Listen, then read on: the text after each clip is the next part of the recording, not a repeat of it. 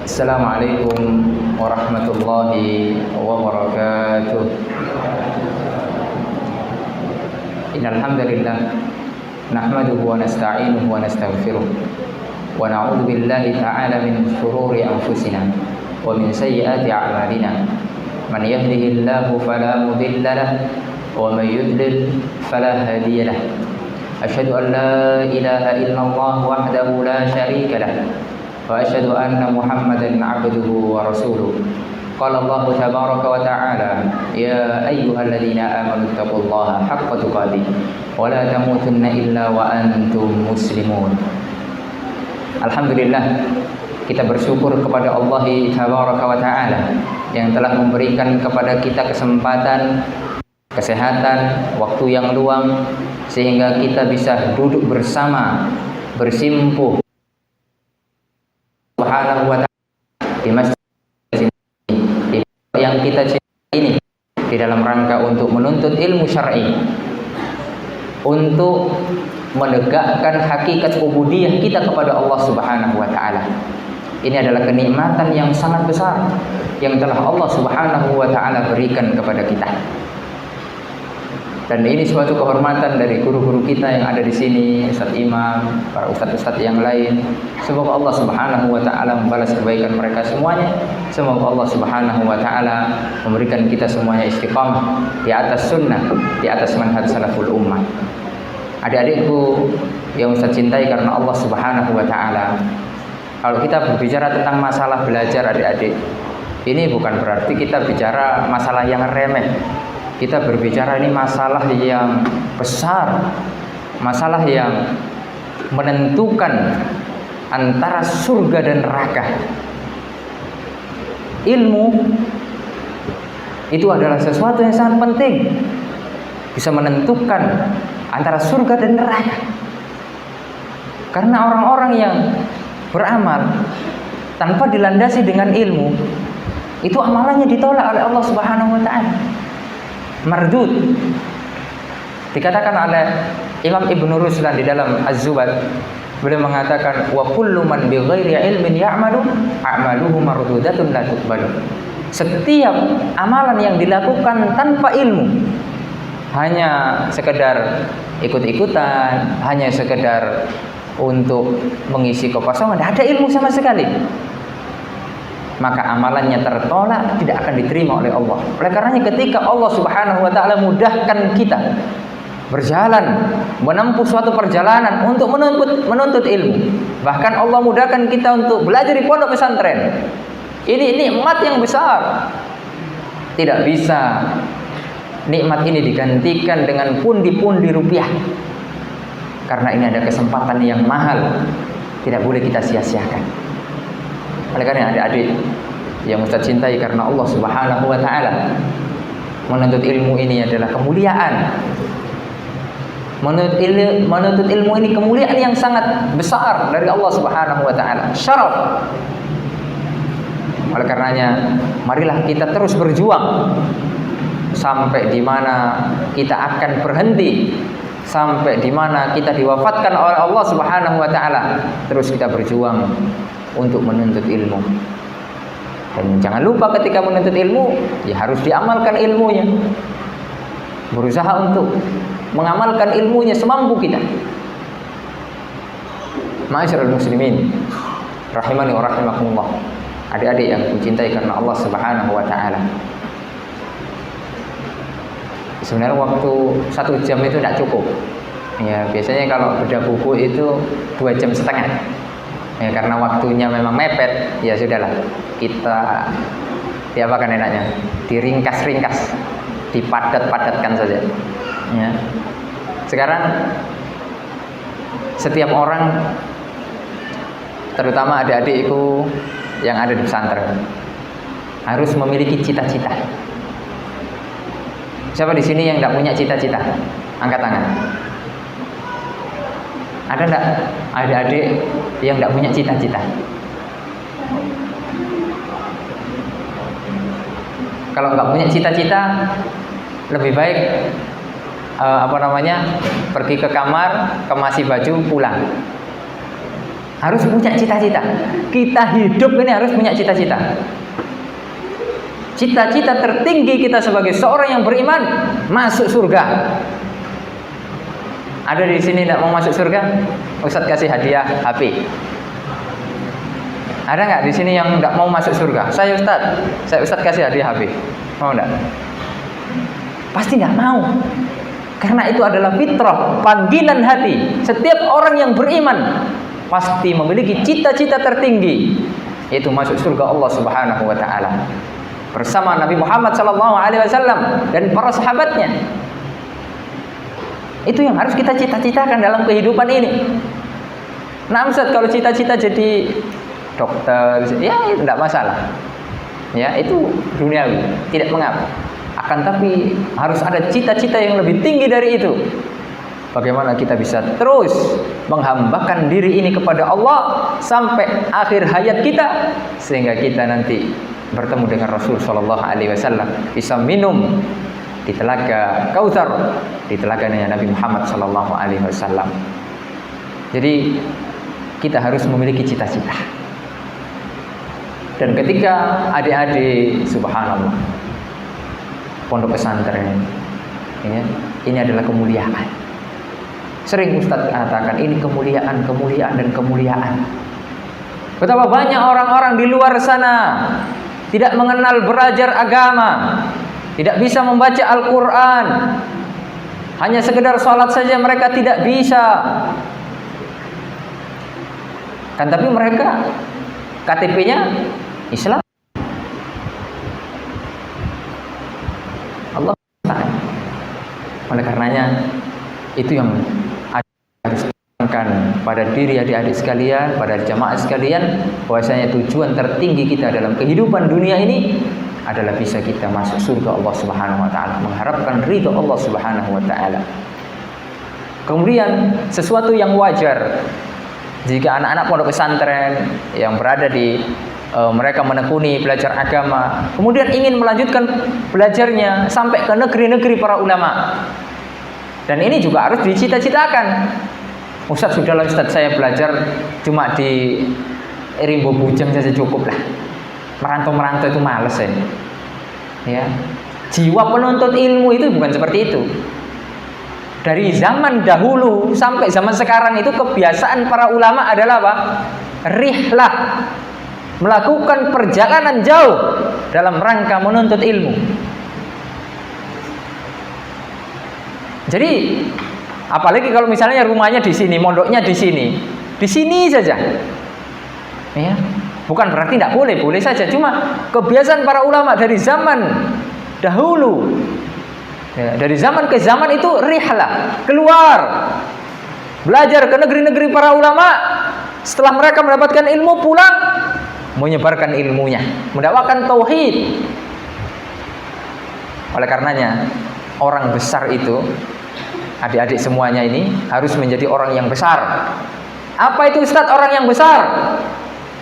Orang-orang besar adalah orang yang mau dia belajar di halakoh yang kecil, di masjid, di surau-surau yang kecil, hingga mereka belajar di hadapan para ulama yang besar, di Masjid Nabawi, di Masjidil Haram. Kemudian mereka ini pulang berdakwah ke kota-kota sampai masuk dakwah ke pedalaman yang tidak masuk di sana sinyal, tidak masuk di sana listrik. Orang-orang masih menyembah, bukan menyembah Allah Subhanahu wa taala, bahkan tidak mengenal Allah Subhanahu wa taala. Itu orang besar.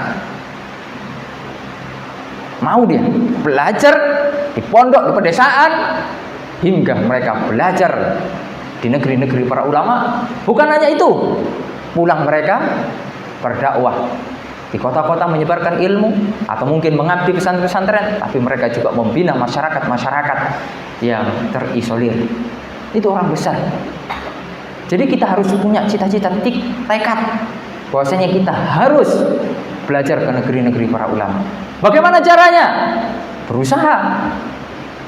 Dan itu soal rezeki. Kita tidak tahu rezeki kita. Yang paling penting adalah bagaimana usaha kita. Karena yang dinilai oleh Allah Subhanahu wa taala adalah usaha, bukan hanya hasil akhir. Kalau hasil akhir yang dinilai, banyak nabi-nabi yang tidak memiliki pengikut yang banyak. Nabi Nuh dakwanya 950 tahun, pengikutnya hanya 1 kapal. Ya, jadi yang paling penting adalah usaha kita. Marilah kita harus cita-citakan, tekadkan bahwasanya nanti kita tulis, adik-adik harus ditulis di lemari masing-masing. Saya bertekad ingin melanjutkan belajar ke negeri-negeri para ulama. Ya, Ustaz, di mana tempatnya? Ya di mana sajalah. Yang penting di sana terdapat ulama ahli sunnah yang menegakkan tauhid, yang menegakkan sunnah. Tapi sekarang ini kalau urusan tauhid, urusan manhaj, tidak ada yang mengalahkan daripada kota Nabi Muhammad SAW, Madinah Al-Munawwarah. Karena iman akan kembali ke sana. Nah, apa kita cita-citakan? Ustaz, nanti kalau tidak terima di mana? Itu rezeki dari Allah Subhanahu wa taala. Yang paling penting adalah kita punya niat, punya cita-cita, sehingga kalau kita sudah punya tekad, kita akan berusaha sekuat mungkin, mempersiapkan segala macam apa yang dibutuhkan. Termotivasi kita. Misalnya kita akan masuk mengambil fakultas Al-Quran, dan wajib fakultas Al-Quran harus hafiz 30 juz mungkin. Jadi termotivasi, sehingga hari-harinya terisi dengan ilmu, hari-harinya terisi dengan murajaah, hari-harinya terisi dengan amalan saleh. Subhanallah. Oleh karenanya kebiasaan para ulama dahulu adalah rihlah. Oleh karenanya Al-Khatib Al-Baghdadi menulis sebuah kitab Ar-Rihlah fi Talabil Hadis. Dikisahkan bagaimana para ulama dahulu melakukan perjalanan dari negeri satu ke negeri yang lain. Ya, subhanallah. Baqi bin Makhlad salah satu ulama tersohor di negeri Andalus. Itu sebelum jadi ulama, rihlah, melakukan perjalanan dari Andalus ke Baghdad. Jauh sekali. Andalus itu kalau sekarang itu negeri Spanyol, Perancis dan sebagian Portugal. Ya. Di sana dahulu Islam pernah jaya. Jadi kalau kita belajar tentang masalah Spanyol, Perancis itu bukan masalah sepak bola saja. Ya, yang diingat Real Madrid, Barcelona. Nah, itu kalau anak-anak itu Lionel Messi, bukan itu. Ya, Islam dahulu pernah berjaya di negeri Andalus. Akan tetapi negeri Andalus menjadi saksi bahwasanya orang-orang kafir tidak memiliki toleransi. Dahulu ketika Islam berkuasa, orang-orang kafir dibiarkan, tidak diganggu. Yang paling penting mereka tidak mengganggu kita.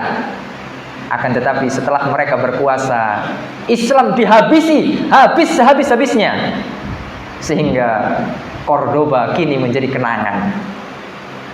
Peradaban Islam kini hanya menjadi kenangan.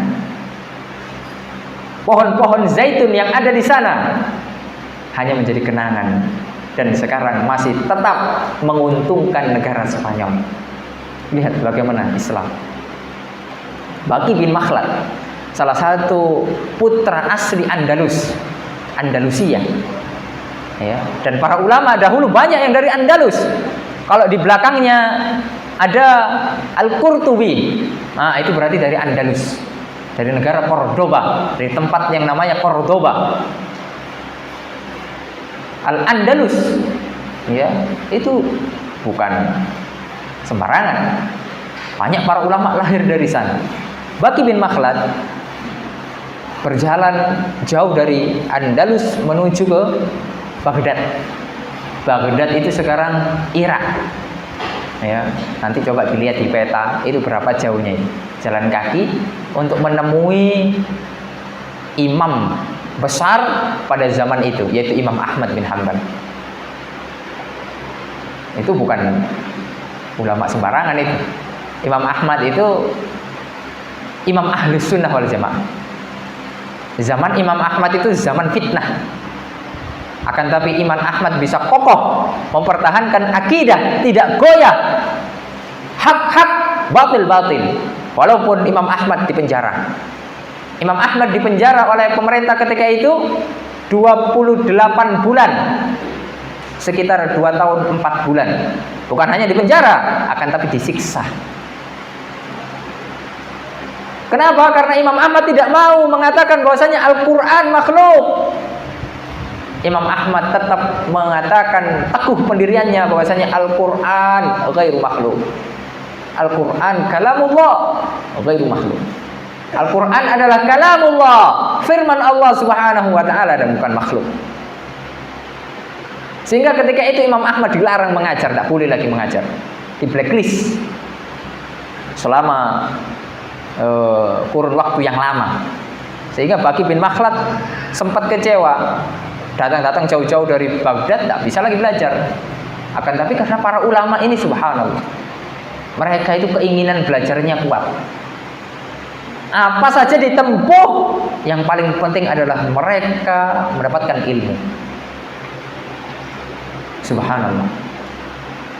Sehingga Baqi bin Makhlad dikasih syarat oleh Imam Ahmad, kalau kamu mau tetap belajar sama saya, ada 2 syarat. Syarat yang pertama, kamu harus nyamar jadi pengemis. Syarat yang kedua, kamu tidak boleh datang di majelis yang lain. Karena kamu nanti kalau datang di majelis yang lain, nanti ada polisi tahu, sehingga nanti bermudorot bagi kamu nggak bisa belajar lagi, bermudorot bagi saya, nanti saya kena hukuman lagi. Jadi cukup kamu datang setiap hari ke rumah saya, nyamar jadi pengemis, pakai pakaian-pakaian yang sudah lusuh, pokoknya pengemis. Sehingga ketika kamu ngetok ke rumah saya akan persilakan kamu masuk, saya akan kasih makan kamu, dan saya akan kasih kamu hadis. Dibacakan hadis. Itu ilmu yang luar biasa. Rela bertahun-tahun nyamar jadi pengemis hanya untuk mendapatkan apa? Ilmu. Subhanallah. Lihat perjuangan para ulama, rihlah. Ya, mereka rihlah sehingga pulang menjadi ulama besar di negerinya, bermanfaat bagi kaum muslimin. Ya. Dan sebaik-baik orang ya adalah orang-orang yang paling bermanfaat. Khairun nas anfa'uhum linnas. Sebaik-baik manusia adalah orang yang bermanfaat bagi orang lain. Oleh karena adik-adik, di antara niat ikhlas dalam menuntut ilmu, dalam belajar, niatkan bahwasanya belajar ini mengangkat kebodohan daripada diri kita. Karena kita ini bodoh. Ya, manusia ini bodoh. Allah Subhanahu wa taala berfirman, "Innahu kana zaluman jahula." Bahwasanya manusia itu zalim dan jahil. Oleh karena kita harus menuntut ilmu sehingga bisa mengangkat kebodohan daripada diri kita. Bukan hanya itu cukup, tidak. Kita harus meniatkan bahwasanya kita harus mengangkat kebodohan dari orang lain, minimal dari keluarga kita. Ketika kita nanti pulang, adik-adik, dakwah kepada keluarga. Dakwah tidak harus menggurui, bisa dengan diskusi, bisa dengan contoh yang baik, akhlak yang mulia. Tidak harus, dakwah itu tidak harus dimaknai sempit, khutbah Jumat, ceramah kayak gini. Dakwah itu lebih luas cakupannya. Kita ngobrol-ngobrol dengan tetangga kita tentang Islam, itu dakwah. Bagaimana kita bisa senyum kepada mereka, bagaimana kita bisa memberikan contoh yang baik. Subhanallah, itu dakwah. Itu dakwah yang paling ampuh. Ya. Ma'asyiral muslimin rahimani wa rahimakumullah. Jadi kebiasaan para ulama dahulu adalah rihlah. Baik. Jadi itulah yang membuat motivasi kepada kita, kepada kami untuk terus menuntut ilmu hingga negeri para ulama. Karena harus rihlah. Kalau kita di kampung kita saja tidak berkembang, ya, kayak katak dalam tempurung, pikirannya sempit, pengalamannya juga tidak banyak, kawannya juga itu saja. Jadi kita yang harus rihlah. Selesai dari sini, kemana lagi? Selesai dari situ, kemana lagi? Harus seperti itu. Ya, yang paling penting kita terus berada di atas tauhid, mempertahankan akidah Ahlussunnah wal Jamaah. Ya, jadi itulah yang membuat motivasi kita sehingga rasanya kita tidak boleh, tidak bisa ini belajar di kampung saja. Jadi dahulu saya mulai belajar itu ketika sudah sekolah SMK. Jadi kelas 1 itu sudah mulai ngaji-ngaji. Jadi mengenal dakwah sunnah, dakwah tauhid itu ketika kelas 1 SMK.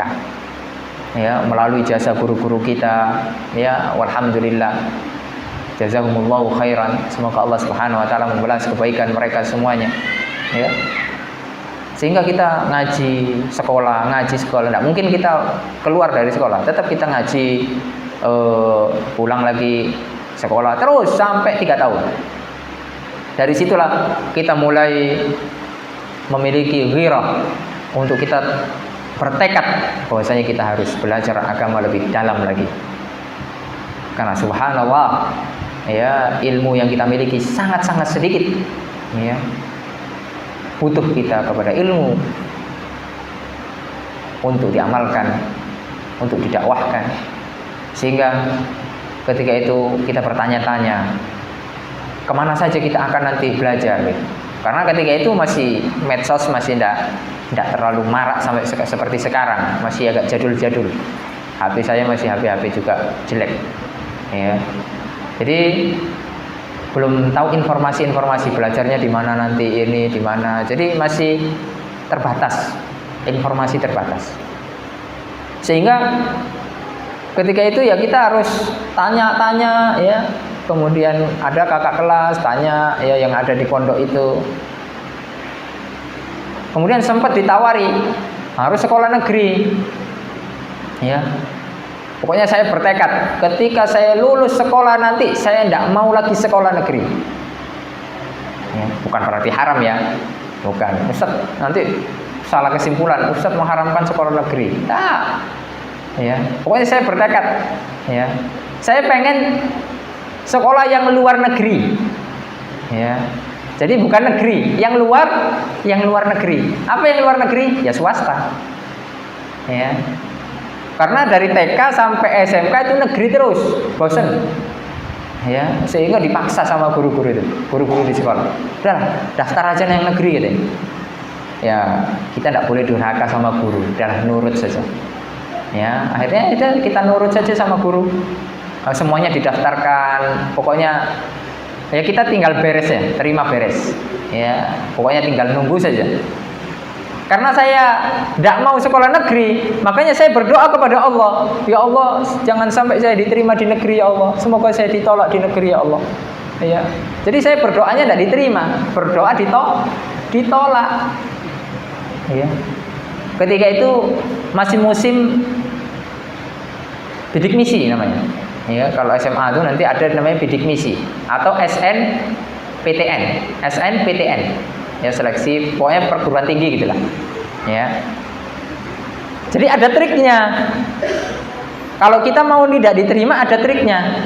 Kita pilih kampus yang favorit, kampus yang bonafit, jurusan juga jurusan yang keren. Kenapa? Karena pasti kita tidak diterima di situ. Ketika itu saya milih Universitas Gadjah Mada. Oh, siapa yang tidak tahu Universitas Gadjah Mada? Jogja. Itu termasuk nomor 1 di Indonesia. Kemudian jurusan yang saya pilih arsitek. Itu kan mantap. Oh, ya, pasti saya tidak diterima di situ. Ya.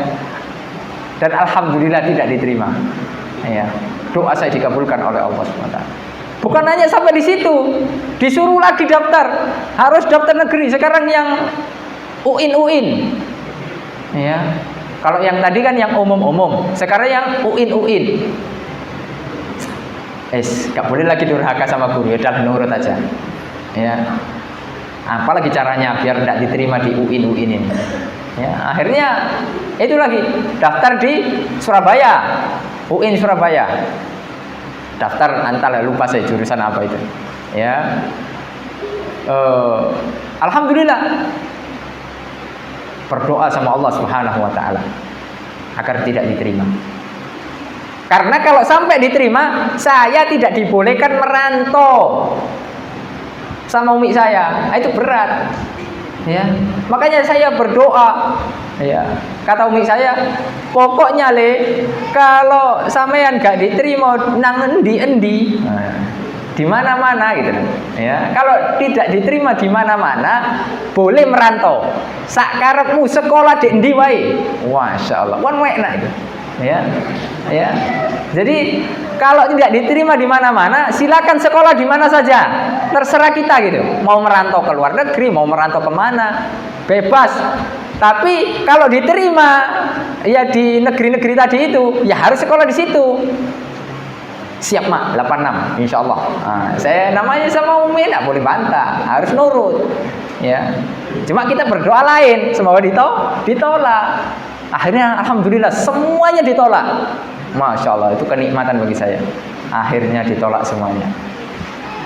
Kemudian saya dikasih tahu bahwasanya setelah lulus sekolah ini mau kemana, belajar yang agama yang bagus gitu loh. Jadi guru saya namanya Ustaz Abu Ghazi. Kamu nang ke Madinah sana lah. Ngapain juga di Pasuruan ini? Ya, mau ke Madinah aja sana. Madinah. Langsung saya waktu itu saya tidak tahu Madinah. Ya namanya jadul, ya masih belum ya modern. Ya. Madinah. Berarti langsung saya tanya, Madinah itu di mana Ustaz? Ya sana di Saudi sana. Oh belajarnya di mana Ustaz? Ada di sana universitas namanya Universitas Madinah. Katanya di sana itu enak, gratis belajarnya. Kemudian nanti bisa pulang katanya. Setiap tahun bisa pulang. Waduh, kok enak tenan gitu. Ya, kok enak sekali gitu. Akhirnya cobalah saya searching. Tahu searching nggak? Ya, tahu ya, searching. Ya, ketika itu HP-nya HP jelek. Akhirnya searching saya. Oh ya, persyaratannya seperti ini. Waduh, banyak sekali. Ada paspor, ada apa segala macam. Ternyata dapat informasi kalau daftar di Madinah tidak bisa langsung diterima, harus nunggu. Ya, misalnya daftar bulan Muharram. Sekarang bulan apa? Muharram ya. Nggak bisa langsung diterima bulan Safar, nggak bisa, mustahil. Ya, meskipun antum punya orang dalam, nggak bisa. Ya. Atau meskipun bapak kita rektor, nggak bisa. Itu bukan peraturan. Nggak bisa, harus nunggu dulu selama minimal 1 tahun. Akhirnya saya mikir-mikir lagi, nunggu lagi 1 tahun, nganggur. Harus ada opsi nih, belajar di mana lagi. Akhirnya tanya lagi ke yang tahu. Soalnya saya masih tidak tahu belajar agama itu di mana tidak tahu. Namanya orang sekolah umum kan. Akhirnya ada yang jawab lagi, ke Libya sana, Jakarta. Libya. Cari lagi, searching lagi. Ternyata syaratnya tidak jauh beda, karena Libya itu cabangnya Saudi. Ya, Jamiatul Imam namanya. Jamiatul Imam Muhammad Saud, ya, yang ada di Jakarta. Di sana beasiswa juga, gratis gitu ya. Dan lain sebagainya. Akhirnya udahlah, coba daftar ke sana. Alhamdulillah. Ternyata kalau di Libya itu nggak seperti Madinah gitu, harus nunggu setahun. Jadi bisa, oh iyalah, siapa tahu sambil kita belajar sini dulu gitu, sambil nunggu, siapa tahu nanti ada rezekinya gitu. Akhirnya kita sudah daftar, karena daftar Madinah itu online, gratis, tidak bayar. Cuma kita persiapkan aja berkas-berkasnya, ya, persiapkan berkas-berkasnya buat paspor. Ya, KTP nanti diterjemahkan, pokoknya dilengkapi persyaratannya. Setelah itu, udahlah, akhirnya kita pamitan sama orang tua, daftar ke Jakarta. Mak, daftar ke Jakarta, Mak. Oh ya wis. Ya, karena sudah tidak ada pilihan lain. Ya, dan janjinya mak saya boleh kemana saja. Ya sudah, akhirnya saya pamitan ke Jakarta. Itu pertama kali itu. Ya, pertama kali merantau dari kampung ke Jakarta. Ya, ketika itu naik kereta api, ya, naik kereta api pertama kali sampai di Jakarta, nggak tahu siapa-siapa, nggak punya kenalan, ya. Jakarta itu kayak gimana, nggak tahu. Sampai di sana pukul kalau nggak salah 2:30 atau jam 2 atau 2:30, ya, sepi, masih sepi, nggak ada siapa-siapa. Ya, di Libya itu masih sepi. Ya. Akhirnya jam mulai agak subuh, deket subuh mulai ada orang 1, 2 datang. Karena katanya rame gitu. Akhirnya ada orang ibu-ibu nyamperin, datang. Mas dari mana mas? Oh saya dari Jawa sana bu, jauh. Oh ibu dari mana? Oh sini aja mas, dekat. Mau ngapain ibu? Oh ngantar anak saya mau daftar juga. Oh gitu ya, pakai mobil ibunya. Karena mau subuh, diajaklah subuh berjamaah karena di situ agak jauh dari masjid. Mas, kita ini aja lah, salat subuh aja dulu ya. Oh gitu ya, ya bareng mobil saya aja. Nah, jadi karena saya naiknya kereta, sedangkan kereta api tidak bisa dibawa ke depan Libya, harus diparkir di stasiun. Ya, jadi tidak saya bawa ketika itu. Jadi ya udahlah, saya naik mobil. Akhirnya sampai salat subuh, habis itu pisah sama ibu itu. Ya, saya balik lagi ke depan kampus Libya. Ternyata yang awalnya sepi rame, setelah itu rame. Ya, pada kemana yang tadi ini? Ya, akhirnya saya awalnya datang pertama, sekarang ibaratnya ini rame kayak gini, saya di belakang sendiri sana. Ya, subhanallah. Akhirnya kan desak-desakan rame. Itu sistemnya nggak seperti sekarang. Sekarang kan enak sih, sistemnya online. Kalau dulu nggak, harus rebutan dapat formulir biar bisa daftar. Akhirnya pada hari itu saya nggak dapat. Ya, datang pertama, kemudian ditinggal sholat, sudah kalah start. Ya, tempatnya sudah ditempati orang banyak. Akhirnya kita adalah nggak jadi dapat formulir hari itu. Yang lain sudah dapat formulir, sudah ngisi nama, tempat tanggal lahir, pokoknya ngisi lah. Sedangkan kita ngelamun, ya Allah jauh-jauh dari Pasuruan ke Jakarta tidak dapat formulir ini. Mau pulang lagi tidak mungkin, jauh. Ya, akhirnya termenung gitu, galau, sedih gitu ya. Akhirnya berdoa kepada Allah SWT, ya Allah, ya semoga lah ada jalannya gitu, semoga ada jalannya. Memang kalau kita berdoa saat-saat genting itu banyak dikabulkan, ya. Jadi doa itu kalau sudah saat-saat genting kan lebih ikhlas itu, karena memang ya Allah ya. Jadi berdoanya biasanya gini, ya Allah gitu. Kita berusaha ya, sudah datang ke sini, masa iya tidak dapat formulir, tangan kosong gitu ya, pasti Allah Subhanahu wa taala akan memberikan jalannya. Ternyata benar, sekitar jam 10 kalau nggak salah ya, jam 9 atau jam 10 ketemu ibu-ibu yang tadi itu, yang sempat nawari naik mobil itu. Mas, gimana, sudah dapat formulir? Oh, dengan wajah sedih saya bilang, oh belum bu, gitu ya, belum dapat bu. Loh, iya tadi ngantri bu seperti ini. Oh gitu, iya. Oh ya dah, tenang saja katanya. Kata ibu situ, tenang saja. Kita ini tidak tenang. Oh belum dapat formulir kok tenang. Kata ibu itu tenang saja. Aduh, ya repot ibu ini. Ya, akhirnya sini mas, masuk ke dalam mobil saya lagi. Waduh, ada apa ini? Ya, akhirnya disuruh masuk. Masya Allah, dikasih sama ibu itu formulir. Bayangkan tuh. Ternyata ibu itu punya orang dalam. Kita tidak punya orang dalam. Orang luar saja tidak punya, apalagi orang dalam. Ya, jadi ibu itu bisa dapat formulir 3. Kita 1 tidak dapat. Alhamdulillah. Berarti rezeki saya dikasih formulir.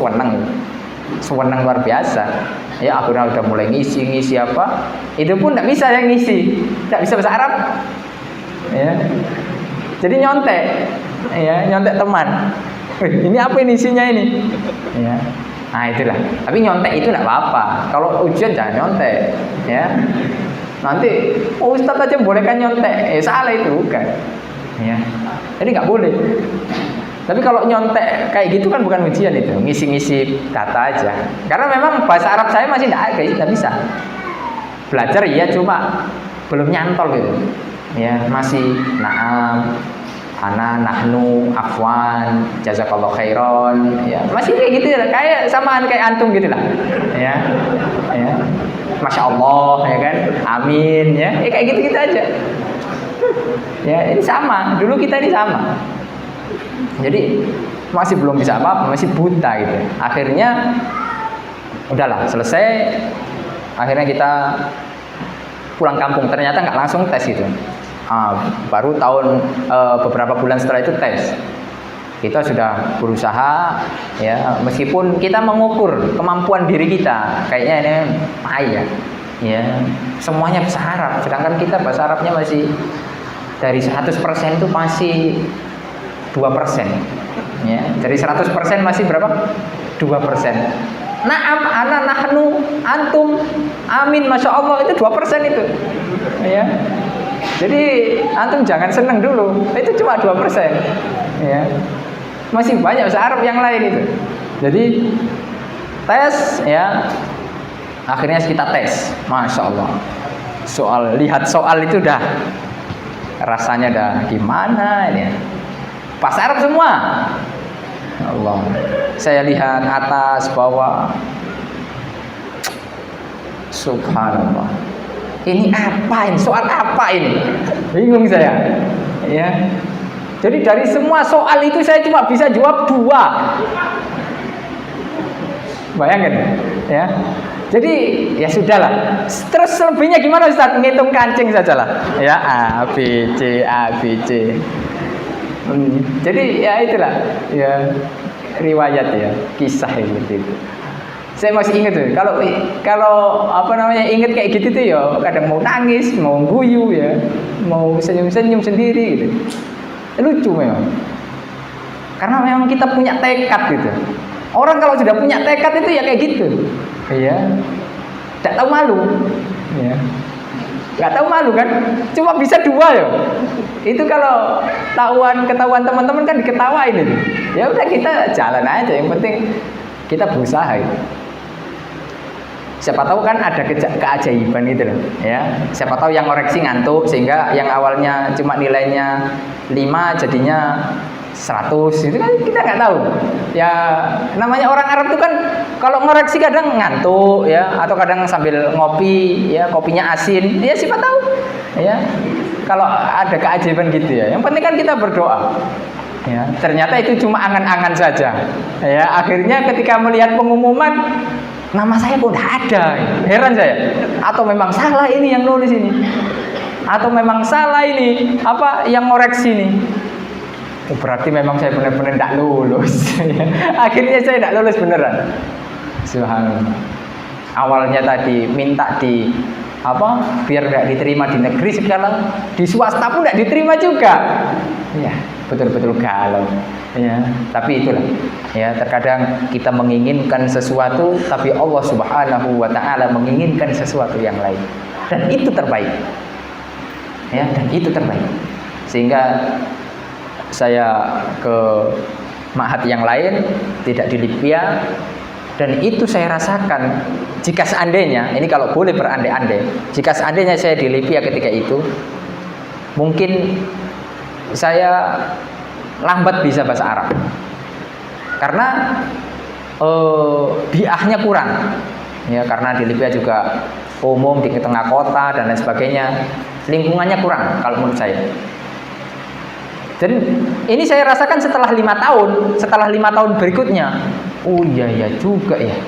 Alhamdulillah saya dulu nggak diterima di Libya, diterima di sini dulu. Subhanallah. Itu memang takdir Allah Subhanahu wa taala terbaik. Kadang kita memang sedih. Ya iyalah sedih. Ya, kita pengennya ini kok dapatnya yang ini. Ya, kita pengen emas, dapatnya apa? Ya. Dapatnya apa? Pohon. Tahu pohon? Kita pengennya emas, dapatnya apa? Singkong. Ya. Ya galau. Ya sedih. Ya tapi takdirnya udah itu. Mau gimana lagi? Ya, yang paling penting kita terus belajar. Akhirnya saya setahun namanya di Ma'had Elsia namanya. Ya. Terus setahun belajar Arab, alhamdulillah. Dari situ saya mulai bisa bahasa Arab. Selama 1 tahun. 3 bulan pertama heng, tahu heng? Kalau HP sudah tidak bisa ngapa-ngapain, nah kayak gitulah otak saya. Hang, ya. Tidak paham. Ya, yang lain ketawa saya ikutan aja ketawa. Yang lain tidak ketawa ya saya diem aja. Jadi memang hang. Dosen ngomong apa, tidak paham. Sampai titik puncaknya setelah 3 bulan baru otak saya mulai terbuka. Yang awalnya batu, oh ya, mulai terbelah batunya. Ya, jadi seperti itu. Butuh waktu 2 tahun belajar bahasa Arab. Ya, dari mulai sekolah itu sampai bisa paham. Itu pun belum paham belum paham sekali. Ya, terbuka gitu aja. Ya, oleh karenanya kalau antum baru belajar cuma 1 bulan, durusulugo, habis itu tidak datang lagi, ya jangan berharap bisa bahasa Arab. Ya, harus istiqomah. Baru belajar berapa? 1 minggu, terus 1 minggunya lagi anak sakit, Ustaz. Terus ini Ustaz, istri melahirkan, Ustaz. Terus itu aja alasannya, tidak belajar lagi. Ya tidak akan bisa-bisa. Belajar itu terus. Kita naik, turun, tertatih, ya, terkadang begini, tapi istiqomah. Karena ibaratkan belajar bahasa Arab itu seperti kita naik gunung. Tahu gunung ya? Naik gunung. Gunung itu kan gini. Kalau mau kita di level ini kan susah itu. Ya, terjal, ya. Yang awalnya rame 1 masjid belajar bahasa Arab, ya, 1 tahun, 2 tahun, ya, tinggal 1 shop. Yang awalnya 100 shop, ya, setelah 1 tahun 1 shop, ya. 1 shop itu pun setelah beberapa waktu mulai merapat sampai tinggal 1 orang, ya. Harus terus istiqomah. Baru itu sampai puncak, baru setelah kita memahami bahasa Arab kaidah-kaidahnya, itu mulai mudah. Jadi seperti itu. Perjuangan butuh waktu 2 tahun. Berjibaku ke sana ke sini. Alhamdulillah Allah Subhanahu wa taala memberikan kemudahan. Dari awalnya saya tidak bisa apa-apa ketika itu, ya, semester pertama alhamdulillah dapat nilai jidan. Ya, di ETLC itu menurut saya sudah bagus karena saya tidak bisa apa-apa. Ya, kemudian saya bisa bersaing dengan orang-orang yang sudah habis 30 juz, sudah dari lulusan pondok, yang bahasa Arabnya sudah bagus-bagus. Alhamdulillah. Oleh karenanya, ya, Allah Subhanahu wa taala mengatakan, "Man jahada fina lanahdiyanahu subulana." Barang siapa yang bersungguh-sungguh, pasti Allah Subhanahu wa taala akan memberikan jalan-jalan. Ya. Jadi harus bersungguh-sungguh. Kemudian karena itu 1 tahun, di Malaysia itu 1 tahun, ya, habis itu sudah selesai dan ketika lulus itu kita dapat nilai terbaik. Ya. Dari awalnya tidak bisa, kemudian lulus itu termasuk lulusan yang terbaik dari situ. Barulah kita coba lagi. Karena Madinah tidak jelas, ya, karena sudah daftar Madinah tapi tidak jelas, tidak ada namanya. Kemudian saya juga tahu diri, ya, diterima saja ditolak, apalagi di Madinah. Di Libya saja ditolak, apalagi di Madinah itu. Ya udahlah, kita mungkin di sini aja dulu belajar, di mana aja yang Allah mudahkan. Akhirnya daftar lagi coba ke Libya, ya, sudah dengan semangat yang baru, dengan ilmu yang baru, sudah bisa menjawab soal-soal itu. Alhamdulillah. Qadarullah wa masya fa'al. Ya, karena mungkin, ya, kembali lagi ini takdir Allah Subhanahu wa taala. Namanya tidak ada lagi. Ya. Berarti ditolak. Ya, tidak diterima. Oh, berarti memang enggak jodoh. Ya, orang kalau sudah tidak jodoh ya gimana lagi? Ya, mau dipaksa nggak bisa. Akhirnya coba lagi tes-tes yang lain, sampailah tes ke Mesir. Awalnya saya tidak tahu Mesir. Ya, dikasih tahu teman, udahlah, coba aja tes di sana. Alhamdulillah tes diterima. Ya, tes diterima, akhirnya kita berangkat ke Mesir. Ya, di Mesir juga bingung. Sampai di sana bahasanya beda. Ya, kalau kita diajari bahasa Fusha, di sana bahasanya bahasa Amiyah, bahasa kampung. Ya. Jadi kalau apa kabar itu kan kalau bahasa kita, kaifa halukum? Ya, naam, ana bi khair. Ya. Kalau bahasa Mesir enggak. Ya. Inta amil ya. Inta amil susah enggak? Jauh enggak? Jauh. Ya. Jadi bahasa fushanya begini, bahasa amiyahnya begini. Jadi bertolak belakang. Akhirnya kita adaptasi lagi, belajar lagi. Ya. Ketika itu saya banyak belajar sama anak kecil. Karena kalau belajar sama orang dewasa kan malu. Nah, kalau belajar sama anak-anak kan kita enggak malu. Ya, mau kita salah-salah pun enggak bakal malu. Oh, cuma anak-anak aja kok. Ya. Tapi kalau udah sama orang-orang besar, ya, kita salah ngomong diketawain kita. Ya, akhirnya minder gitu ya. Dan itu salah satu tips ya, trik kalau kita pengen belajar ngomong lancar bahasa Arab ketika kita di Timur Tengah, belajarnya sama anak kecil. Ya. Ketika itu ke pasar itu, saya sering ke pasar. Jadi kita enggak tahu apa-apa. Ini bahasa Arabnya apa enggak tahu. Tinggal tunjuk aja. Ais dah itu. Saya mau ini. Ya, kalau bahasa Arabnya kan ini uridu. Ya, ini uridu hada. Saya mau beli ini. Ya. Ini uridu an astari, misalnya apa? Tomatim misalnya. Jadi misalnya cabe. Ini uridu an astari apa? Fil. Jadi kalau di Mesir nggak kayak gitu. Ya, simple, singkat, padat dan jelas. Aish dah, gitu aja. Ya, kalau bahasa Arab kan tadi ini uridu an astari, saya pengen beli cabe. Itu kalau bahasa fushanya ini uridu an astari fil. Saya mau beli cabe. Tapi kalau bahasa Mesir singkat, padat, jelas. Aish dah, saya mau ini. Mantap nggak? Mantap. Jadi itu yang kita rasakan itu. Jadi ketika kita di pasar tinggal tunjuk aja, dah. Ya, ini apa namanya? Ini namanya ini. Misalnya kita di toko perabotan. Toko perabotan itu kan paling sulit bahasa Arabnya. Ada mismar, ada petil, apa palu, ada apa segala macam lah. Ya, ada pacul, ada ini, ada itu. Jadi kita tahu bahasa Arabnya. Oh ini gitu. Kadang kita catat. Ya, jadi itu cepat itu bisa Arab itu, ya sangat cepat.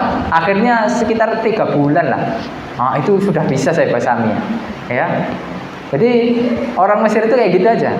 Semakin kita tahu memahami karakter mereka, bahasa mereka, baik ya. Ya, oleh karenanya ketika saya di Mesir itu, subhanallah, ya di sana itu ada keturunan Nabi Musa, baik itu. Tapi lebih banyak keturunan Fir'aun, ya. Lebih banyak keturunan sama Fir'aun, penjahat banyak. Ya, HP saya 3 hilang, copet. Ya, pasti keturunan Fir'aun itu. Ya. Sampai sekarang nggak ketemu. Ya. Jadi, itu. Kemudian kita belajar di sana ya, dengan para ulama Ahlussunnah wal Jamaah. Alhamdulillah masih banyak ya. Kalau secara akidah kalau di Al-Azhar itu Asy'ariyah. Ya, Asy'ariyah tentunya berbeda dengan kita, dengan Ahlussunnah wal Jamaah. Ya. Akan tapi kita tidak mengambil jurusan akidah, kita mengambil jurusan fikih. Kalau fikih secara umum kita sama. Akan tapi kalau perbedaan dengan di Madinah sama di Mesir, kalau di Mesir menggunakan muqarrarnya 4 madhab. Kita disuruh milih. Ya, kita disuruh milih dari awal. Ente apa? Syafi'i, ente Hanafi, Maliki. Gitu. Karena kita mayoritas Indonesia ya kita milihnya Syafi'i. Ya. Sedangkan kalau di UIM di Madinah itu dari awal memang Hanabilah karena memang madhab resmi di kerajaan Saudi Arabia menganut madhab Imam Ahmad. Ya, oleh karena ya bermadhab tidak ada masalah. Ya, itu diantara thariqah saja. Ya, adapun yang bermasalah adalah at-ta'assub. Ya, at-ta'assub al-madhabi itu yang tercela. Ya, tidak ada yang benar kecuali madhab dia. Itu tidak boleh. Ya, kalau hanya cuma sekedar thariqah kita belajar melalui madhab, itu bagus. Ya, dan itu juga disarankan oleh para ulama kita. Jadi seperti itu. Ya, itu di Mesir. Jadi kalau misalnya adik-adik, Ustaz saya mau ke Mesir aja nggak apa-apa, nggak apa-apa. Ya asalkan kita kuatkan dulu akidah kita, ya mental kita. Karena di Mesir itu tidak beasiswa, ya beasiswanya cuma kuliahnya gratis, yang lain tidak gratis, makan sendiri, ya tidak disuapin ya, makan sendiri, ya kos sendiri, ya pulang pergi sendiri. Ya, jadi beasiswanya cuma kuliahnya gratis. Cuma enaknya di Mesir itu biaya hidupnya murah, ya. Misalnya kayak kos-kosan itu murah, 1 bulan itu cuma 250, ya. Itu kita 500.000 itu 1 bulan cukup, ya. Asalkan tidak boros, ya. Makan tidur, makan tidur, makan tidur, ya itu aja.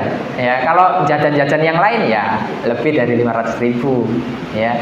Jadi kalau cuma makan tidur kuliah, makan tidur kuliah, makan tidur kuliah 500.000, ya cukup. Tapi sekarang mungkin ada kenaikan, ya. Jadi harus update informasi. Jadi itu kelebihan-kelebihannya. Kemudian kalau di Mesir itu yang sampai sekarang tidak terkalahkan itu 2 hal, yaitu ilmu bahasa Arab. Di Mesir bahasa Arabnya itu paling bagus sedunia, ya bahasa Arab, nahwu, sorof itu paling bagusnya Mesir, ya. Kemudian yang kedua adalah kiroat, ya kiroat, sanad-sanad tertinggi itu masih dipegang orang-orang Mesir. Jadi belum terkalahkan sampai saat ini 2 hal ini di Mesir.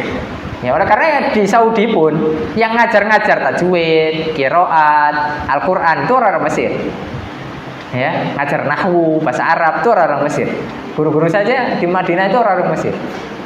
Ya, masih mendatangkan ya. Karena memang jagonya, ya jagonya. Nah itu yang kelebihan-kelebihan. Nah cuma secara akidah itu kita memang berbeda, ya secara akidah memang berbeda. Harus hati-hati, harus selektif, harus betul-betul kita kokoh dulu akidah kita, ya di pondok. Kalau pengen mau ke sana, ya. Tapi kalau kitanya nggak kuat, masih terombang-ambing, ya belok kanan, belok kiri, jangan ke Mesir, bahaya. Ya nanti pulang-pulang, ya pondoknya disesatkan, ya pondok Al-Kautsar disesatkan nanti. Nah jadi bahaya, ya nanti kena subuhat, ya jadi hati-hati. Ya jadi kita kokohkan dulu akidah kita. Ya, Ahlussunnah Jamaah, ya tetap kita bergaul biasa saja. Masalah muamalah ya kita sama semua orang biasa saja. Tapi kalau prinsip ya prinsip, tidak boleh bertoleransi di dalam prinsip agama, ya. Nah, kemudian di sela-sela kuliah itu saya dapat rezeki umroh. Dapat rezeki apa? Umroh, ya. Dikasih uang sama guru-guru kita, juga nabung-nabung. Nah, sehingga umrohnya ke Saudi, ya pertama kali itu, ya tahun 2017. Nah dari situ turun dari Mesir ke Madinah, pesawatnya itu dari Mesir ke Madinah. Otomatis kita ke Masjid Nabawi, ke Universitas Islam Madinah kan? Karena umrohnya bukan umroh apa? Bukan umroh yang biasa gitu. Kalau umroh biasa kan dapat hotel, dapat makan, ya kan? Kalau saya umrohnya nggak kayak gitu. Namanya umroh backpacker, ya, atau umroh gelandangan, ya. Jadi bahasa bagusnya backpacker saja, ya. Kalau gelandangan terlalu agak kasar sedikit, ya. Jadi nggak dapat tidur, tidur dapat, cuma tempat tidur nggak ada, ya. Tempat tidur nggak ada, makan nggak ada. Ya satu-satunya numpang. Alhamdulillah kita punya banyak teman di kampus di Universitas Islam Madinah, sehingga kita numpang di situ. Ya alhamdulillah gratis. Nah dari situ yang awalnya saya sudah tidak terlalu minat sama Madinah karena namanya tidak keluar-keluar. Ya kan saya sudah daftar itu 2014 itu saya sudah daftar Madinah. Cuma sampai 2017 namanya tidak ada, ya udahlah tidak cocok mungkin, ya terus di Mesir aja lah, mungkin cocoknya sama kawan-kawan turunan Fir'aun ini mungkin cocoknya, ya udahlah sabar aja, ya Tapi ketika kita ke kampusnya langsung, Masya Allah, betah kita, tidak mau pulang. Saking enaknya Pak. Oh ya, subhanallah. Kalau kita di Mesir itu kehidupan ini apa istilahnya? Memang kehidupan nyata kalau di Mesir itu. Kita tetangga sama masyarakat, orang teriak-teriak itu udah biasa, udah makanan kita itu, ya berantem itu sudah biasa, ya. Jadi ketika kita di Madinah, subhanallah, kok rasanya nyaman gitu loh. Wah, harus sekolah sini nih, harus sekolah sini nih. Wih, ini nikmat sekali. Pantas saja orang-orang berlomba-lomba mau sekolah sini. Enak, ya, enak itu. Ya kalau bahasa Jawa ini kan enak itu. Ya. Memang nyaman. Kalau kita sudah berkunjung di Universitas Islam Madinah, subhanallah, kita akan melihat kenyamanan, ya subhanallah. Kemudian bi'ah, yang paling penting itu kan bi'ah, lingkungan. Kalau kita lingkungan itu sudah nyaman, kan belajar enak, ya tenang. Ya, justru ya kalau di Mesir itu lingkungannya ya kayak gitu. Ya, kadang rumah kita diketok-ketok ya sama maling, kadang pokoknya hidup nyata gitu ya. Kadang kita mau keluar ini takut ada polisi bawa laras panjang, jadi deg-degan terus ya. Karena semenjak revolusi tahun 2011 Mesir itu sudah keamanannya sudah kurang. Itu dampak revolusi. Makanya di dalam Islam terutama akidah kita Ahlussunnah wal Jamaah tidak boleh demo, itu tidak boleh. Memberontak kepada kaum muslimin tidak boleh karena dampaknya besar. Dampaknya itu puluhan tahun. Ya di Mesir ini sudah 10 tahun yang lalu tapi dampaknya itu masih terasa. Ekonominya anjlok, kemudian keamanannya kurang, segala macam lah. Pariwisata apalagi, orang-orang tidak mau lagi datang. Kemudian investasi itu negara-negara luar sudah takut lagi dicabut, sehingga ekonominya berantakan. Oleh karenanya rupiah kita di sana hampir sama gitu. Ya. Rupiah kita ya, kita hidup sana tidak susah-susah amat lah gitu. 1 juneh itu 800 rupiah ya. Sedangkan kita di Mesir 2 juneh 3 juneh itu sudah bisa makan, kan murah sekali ya. 2 juneh 3 juneh 2.500 kita sudah bisa makan kenyang ya. Jadi kehidupan ya kita biasa-biasa saja. Nah ketika di Saudi Masya Allah ya, dan memang ya kelebihan ya. Selain di Saudi itu yang saya rasakan paling nikmat itu dekat dengan Masjid Nabawi. Itu yang paling nikmat sekali. Ya, itu tidak bisa ditandingi dengan tempat manapun. Ya. Tidak bisa ditandingi. Dan itu disediakan armadanya setiap sore. Habis asar ya, kita dibawa gratis ke Masjid Nabawi. Ya, 5 menit saja. Ya. Perjalanan 5 menit. Itu kita bisa halaqah dengan para masyayikh kibar, bukan yang sembarangan yang ngajarin Nabawi. Kibarul ulama. Ya. Yang masih hidup sampai sekarang Syekh Abdul Muhsin Al-Abbad. Ya, bapaknya Syekh Abdul Razak bin Abdul Muhsin Al-Abbad. Ya, beliau masih ngajar. Sekarang kalau nggak salah usianya sudah 90 tahun. Ya. Ada di sana Syekh Saleh Suhaimi. Sudah sepuh ya, yang istrinya orang Indonesia itu. Syekh Saleh Suhaimi, istri keempatnya orang Indonesia. Ya, orang Makassar. Kemudian ada juga di sana ada Syekh Abdul Razak bin Abdul Muhsin Al-Abbad, Syekh Sulaiman Ruhaili, Syekh Ibrahim Ruhaili. Ya. Masya Allah. Para masyayikh kibar. Ya. Ini kenikmatan yang luar biasa bisa. Ya. Itu yang belum lagi fasilitas-fasilitas yang lain ya. Kalau itu menurut saya itu cuma tambahan saja. Tapi yang paling nikmatnya itu bisa dekat dengan Nabawi. Kalau kita sholat tiap hari di Nabawi itu pahalanya kan besar. Ya, berapa pahalanya? 1000. Ya, kalau Masjidil Haram berapa? Berapa? 100.000. Ya, kalau di Masjid Nabawi 1000. Ya. Subhanallah. kita bisa sekolah, belajar, duduk di majelis ilmu, dapat pahala sholatnya banyak. Ya, belum lagi plus-plus yang lain. Plus-plusnya itu banyak. Ya, setiap bulan itu dikasih duit 850 real. Ya, setiap bulan biasanya ada tambahan 150 real. Sehingga total 1000 real. Kalau kursnya real, 1 realnya 4.000, 1000 kali 4.000 berapa? 4 juta. Ya. Kita nggak bayar SPP, tapi kita dibayar SPP. Ya. Kita nggak bayar SPP, kita yang dibayar SPP. Setiap tahun kita dapat tiket pesawat, suruh pulang kampung. Ya. Gratis. PP. Ya. Kita setiap pekan bisa ke Mekah. Ya, Al-Mukarramah umroh.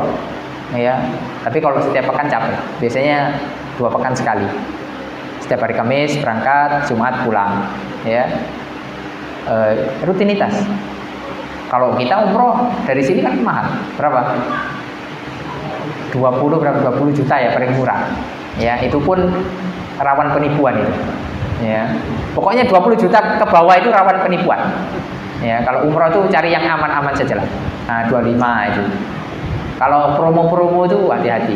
Nanti uang kita hangus nggak jadi berangkat. Ya. Jadi subhanallah. Belum lagi nikmat yang paling besar lagi dapat haji. Ya. Kalau kita haji dari sini antri. Ya, berapa Jambi? Berapa tahun? Hah?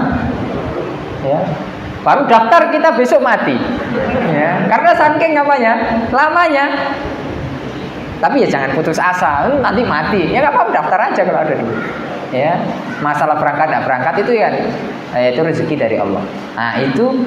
Itulah ya sekilas ya tentang bagaimana berjalan. Akhirnya ketika itu saya ikut tes langsung, daftar lagi gitu.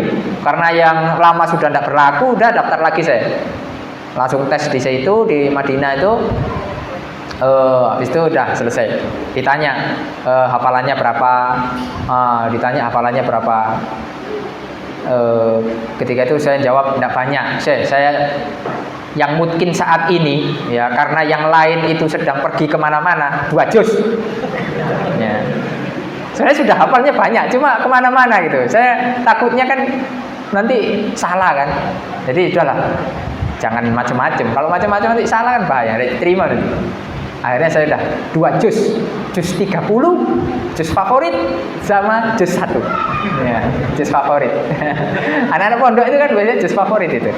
Ya, juz 30, juz 1. Ya.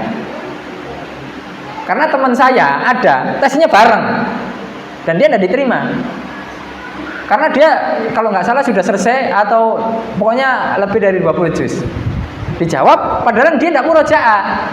Kita kan ya nggak sempat murojaah gitu. Habis datang umroh langsung tes gitu kan nggak sempat murojaahnya itu.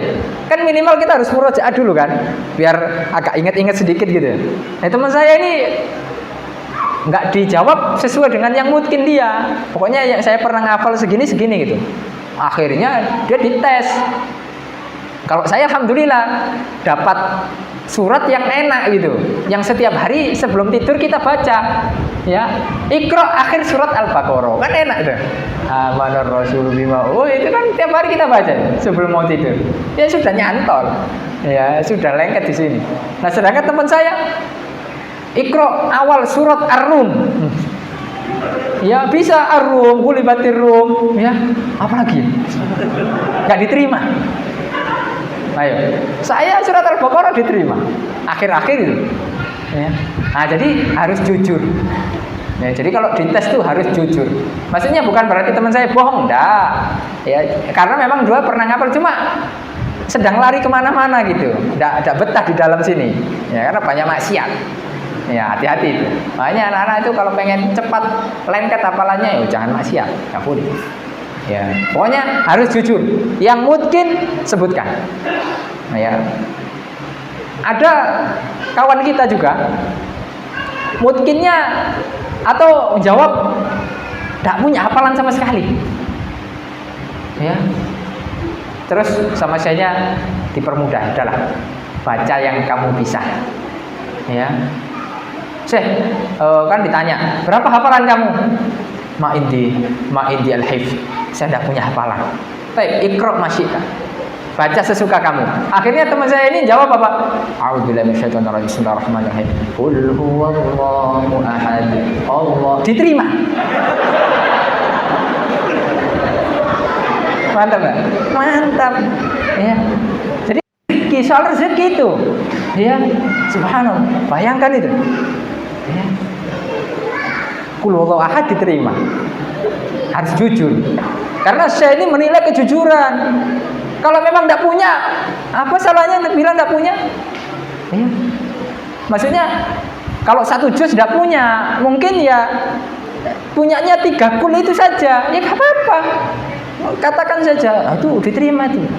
Karena penilaiannya itu bukan hanya sekedar apa ya faktor hanya hafalan, tapi ada nilai-nilai yang lain di kejujuran, kemudian bagaimana dia tingkah lakunya, sopan santunnya ketika di hadapan guru. Nah, itu kan ada nilai-nilai tersendiri itu. Ketika muqabalah namanya, wawancara itu. Jadi bukan hanya sekedar tes-tes bisa jawab itu enggak. Kemudian pertanyaan berikutnya itu yaitu tentang akidah. Ya. Baik. As-su'al as-tsani. Baik. Aina Allah? Di mana Allah? Wah, kan kita Ahlussunnah jelas, ya. Istawa 'alal 'arsy. Aina dalil? Qala Allah Ta'ala, ya, Ar-Rahmanu 'alal 'arsy istawa. Ya. Wa qala fi ayatin ukhra, ya, a antum man fis sama, dan seterusnya. Jadi kita sebutkan tadi. Kemudian ditanyalah yang saqafah Islamiyah yang lain. Misalnya udkur zaujat Rasul sallallahu, sebutkan istri-istri Nabi. Udkur ghazawat Rasul sallallahu, sebutkan perang-perangnya Nabi. Nah, itu saja. Jadi alhamdulillah setelah itu sudah selesai dan kita balik lagi. Itu kita nunggunya 2 tahun. Dari tes itu nunggunya 2 tahun, tidak langsung diterima. Ya, itu sempat kita putus asa.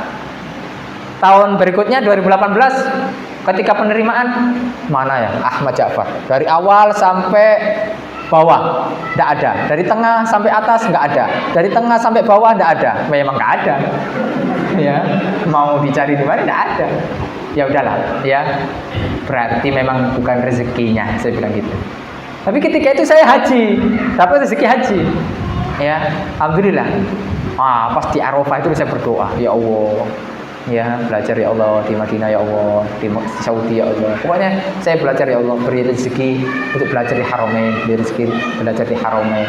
Itu saya doanya ketika di Arafah itu. Pokoknya belajar di Haramain, belajar di Haramain. Kalau nggak mau kayak Madinah, kalau nggak mau ke Madinah. Itu yang selalu saya minta. Ya, dan itu ketika itu 2018.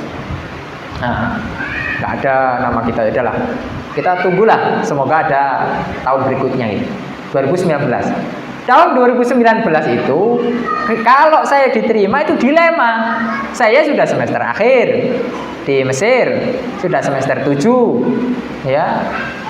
Sedangkan kalau pas mungkin diterima, itu saya balik lagi semester 1. Kan mak saya di kampung bilang, "Le, kapan lulus sih?" Ya, kapan lulusnya itu? Ya gitu loh. Kapan lulus gitu. Oh, nggak lulus gitu, sudah lama gitu. Ya sudahlah. Akhirnya ternyata memang benar tahun 2019 itu banyak dapat cobaan, musibah ya. Di Mesir itu ketika itu alhamdulillah kalau nggak salah pertengahan tahun lah. Nah, itu dihubungi saya sama seorang teman, coba cek nomor pendaftarannya. Masya Allah, ya ternyata nama saya ada. Ya, itu antara senang, antara sedih, pokoknya campur wis. Ya, mau nangis nggak bisa nangis, mau ketawa nggak bisa ketawa, terharu gitu. Ya. Selama ini kita tunggu-tunggu ya 5 tahun dari 2015 baru keterima 2019, ya 5 tahun. Dilemanya saya sudah semester akhir, gimana ini? Ya, ketika saya bilang sama mak saya diterima di Madinah, tapi S1 lagi dari awal. Nah, terus kapan lulus sih? Ah gitu, malah nggak senang gitu. Maksudnya karena mak saya kan belum tahu gitu bahwa saya Madinah itu gini-gini ya, namanya masih awam ya. Jadi pokoknya yang penting anaknya lulus gitu aja kalau orang tua itu kan. Nah, jadi saya bertekad ketika itu sudah, insya Allah saya harus bisa selesaikan dua-duanya. Jadi pas juga ketika itu corona. Ya, corona. Corona ini kan 2019, namanya COVID-19 ya. Jadi itu sudah ada. Nah, baru awal-awal tahun 2020 itu udah mulai lagi menyebar di seluruh dunia sehingga lockdown semuanya. Ya, lockdown semuanya sehingga semuanya jadinya online. Kuliah Madinah pun online, semuanya online. Nah, alhamdulillah di antara hikmah Covid itu saya bisa terbang langsung ke Mesir untuk ikut ujian terakhir. Ya. Alhamdulillah. Karena Madinah online kan bisa kita pakai HP aja kan? Nggak harus kita maksudnya hadir di tempat gitu.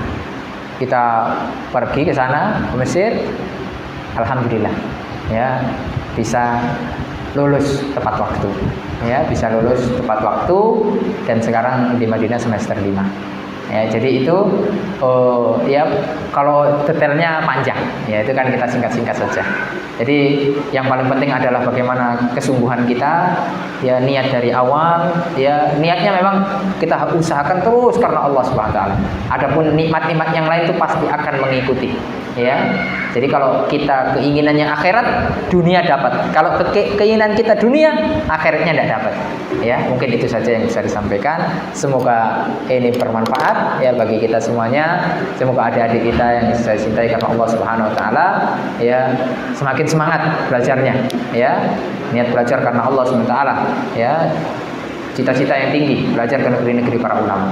Ya, sallallahu ala nabiyina Muhammad wa ala alihi washabbihi wasallam. Kurang lebihnya mohon maaf ya kalau ada kata-kata yang kurang berkenan ya. Subhanakallah wa bihamdika asyhadu an la ilaha illa anta astaghfiruka wa atubu ilaik. Assalamualaikum warahmatullahi wabarakatuh.